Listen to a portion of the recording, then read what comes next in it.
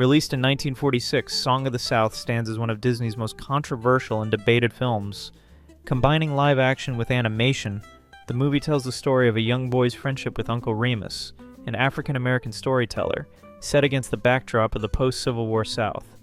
While Disney intended the film to be a heartwarming tale celebrating folklore and friendship, its depiction of plantation life and African-American characters quickly drew criticism from civil rights groups and cultural commentators.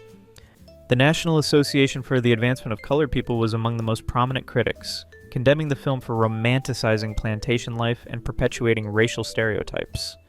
They argued that Song of the South presented a misleading and sanitized view of race relations, glossing over the harsh realities of the era and reinforcing harmful tropes. The character of Uncle Remus, in particular, was seen as embodying outdated and offensive stereotypes, which many felt undermined the film's intended message of harmony.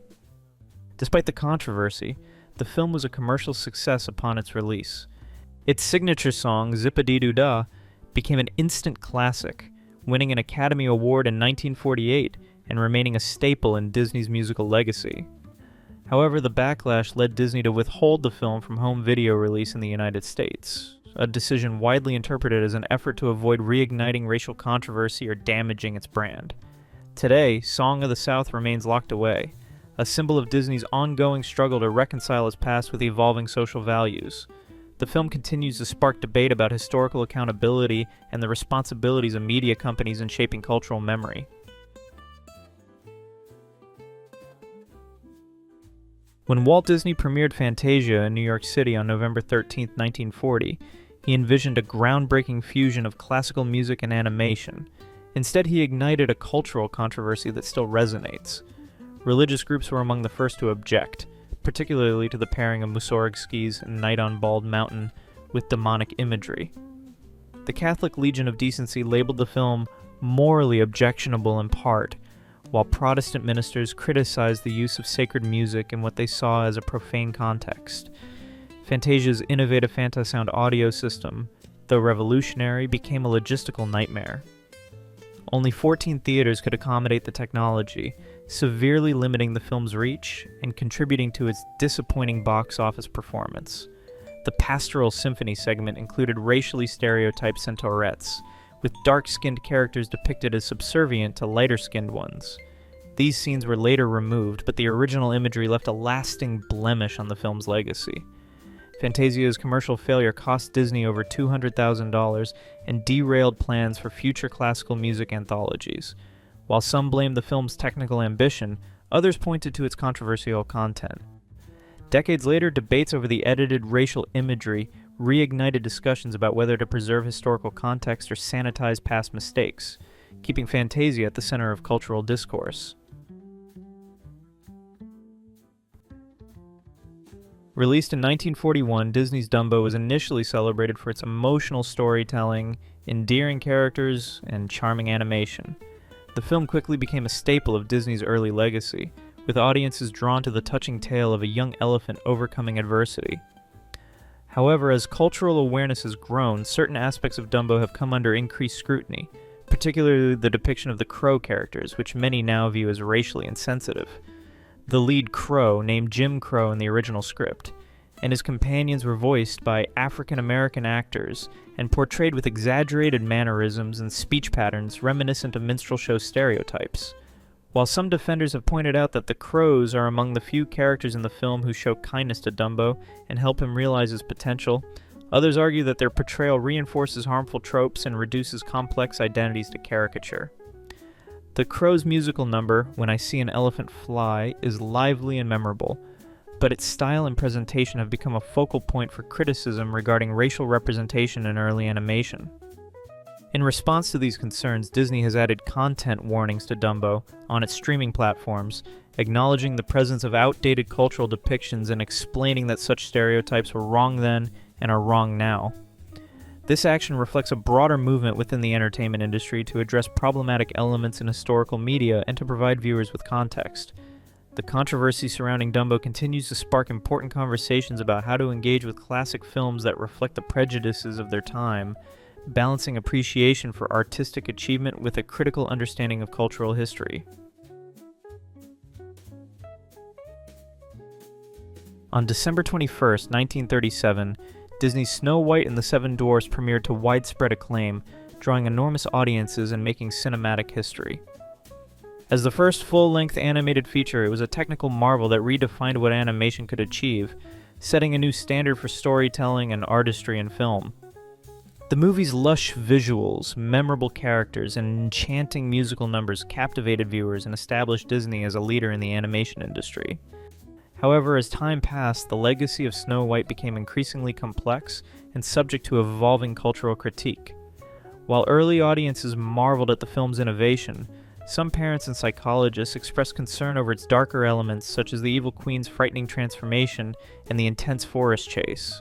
These early worries about age-appropriate content foreshadowed later debates about what children should be exposed to in media. By the 1960s and 70s, feminist critics began to scrutinize Snow White's passive role in her own story. Her character, cleaning for 7 men and waiting for a prince's kiss, came to symbolize outdated gender norms. Scholars argued that such portrayals reinforced submissive ideals for young girls, prompting broader conversations about representation and agency in children's films. In more recent years, disability advocates have criticized the depiction of the Seven Dwarfs. Names like dopey and exaggerated traits were seen as reducing people with dwarfism to comic relief, perpetuating stereotypes rather than promoting understanding. Though Disney has largely remained silent on these retrospective critiques, internal discussions have reportedly acknowledged the evolving concerns. Despite the controversies, Snow White remains a landmark in animation, both celebrated and critiqued as a reflection of shifting societal values. Released in 1942, Saludos Amigos emerged as a unique product of its time, created as part of the United States government's Good Neighbor policy. This initiative aimed to strengthen diplomatic and cultural ties with Latin America during the tense years of World War II. Disney, in collaboration with the Office of the Coordinator of Inter-American Affairs, produced the film as a gesture of goodwill, hoping to foster mutual understanding and counteract Axis influence in the region. The film, a blend of animation and documentary-style footage, showcased various South American countries through the eyes of beloved Disney characters. While general audiences in Latin America responded positively to the film's vibrant visuals and lively music, intellectuals and cultural critics were more skeptical. They accused Saludos Amigos of reducing the continent's diverse cultures to simplistic caricatures, arguing that the film resembled a series of travel brochures rather than offering authentic representation or meaningful engagement with local traditions. The character José Carioca, a suave Brazilian parrot, quickly became a flashpoint in these debates. Some viewers embraced José as a symbol of friendship and cultural exchange, appreciating his charm and the attention given to Brazilian music and dance. Others, however, saw him as a patronizing stereotype, embodying the superficiality of Hollywood's approach to Latin American identity. His popularity in Brazil underscored the film's complex and sometimes contradictory reception. Although Saludos Amigos succeeded diplomatically in certain respects, critics argue that it glossed over deeper political tensions and the history of U.S. intervention in the region. Nevertheless, the film opened doors for future international animation collaborations and remains a fascinating case study in the promises and pitfalls of cultural diplomacy. Premiering on February 3, 1945, The Three Cabillos marked Disney's most surreal and ambitious experiment up to that point. The film blended animation with live action in a dazzling kaleidoscope of color, music, and visual effects, creating a sensory experience that both delighted and bewildered audiences and critics alike. Its episodic structure, shifting rapidly from one musical vignette to another, set it apart from Disney's earlier, more narratively cohesive features. One of the film's most talked about segments was Bahia, in which Donald Duck interacts flirtatiously with live actresses. This playful, sometimes suggestive tone drew criticism from parents who felt it was too risque for young viewers. However, the film's more enduring controversies would emerge in the years that followed, as cultural perspectives shifted and audiences revisited its portrayal of Latin America. Reactions from Latin American viewers were notably divided. Some praised The Three Caballeros for its vibrant celebration of regional music, dance, and folklore, seeing it as a lively tribute to their cultures. Others, however, criticized the film for reinforcing shallow stereotypes and offering only a surface-level appreciation of Latin American identity wrapped in Hollywood spectacle. Traditional Disney fans were also unsettled by the film's unconventional approach. The psychedelic visuals, rapid-fire pacing, and lack of a unifying narrative left some feeling disoriented, with critics remarking that it felt like 3 different films stitched together. Despite initial concerns about its reception, the Three Caballeros gradually gained cult status. Its bold experimentation influenced future animation, proving that Disney was willing to take creative risks that could leave a lasting and distinctive mark on cinematic history. When Alice in Wonderland premiered on July 26, 1951, it was met with widespread confusion and sharp criticism. The New York Times dismissed the film as lacking the charm and wit of Lewis Carroll's original, while British literary circles accused Disney of diluting the beloved classic with brash American flair and commercialism. The adaptation's bold colors, frenetic pacing, and irreverent humor seemed to many like a betrayal of Carroll's whimsical yet subtle storytelling. Even within the Disney studio, there was unease. Animators and story artists worried that the film's surreal visuals, nonsensical plot, and chaotic tone would alienate the family audiences Disney relied upon. Characters like the Queen of Hearts, with her explosive temper, and the Cheshire Cat, with his unsettling grin and cryptic advice, pushed the boundaries of Disney's traditionally wholesome image. The film's disjointed narrative and manic energy left many parents concerned that it was too confusing and intense for children. The box office reflected this uncertainty, with Alice in Wonderland becoming one of Disney's rare early flops. Yet the film's fortunes would change dramatically in the decades that have followed. In the 1960s, counterculture audiences discovered the film's psychedelic imagery and anti-establishment undertones. College campuses and underground theaters embraced Alice as a cult favorite, reinterpreting its chaos and absurdity as a metaphor for rebellion and nonconformity. What was once dismissed as a commercial misfire gradually transformed into a cultural icon, proving that even misunderstood art can find its audience in time, and that the meaning of a film can evolve with each new generation. Released in June 1941, The Reluctant Dragon was conceived as a light-hearted, behind-the-scenes tour of Disney Studios, inviting audiences to witness the magic of animation in the making. The film blended live-action segments with animated shorts, aiming to demystify the creative process and showcase the camaraderie and innovation that defined Disney's public image. However, its release coincided with one of the most turbulent chapters in the company's history, the Disney animators' strike.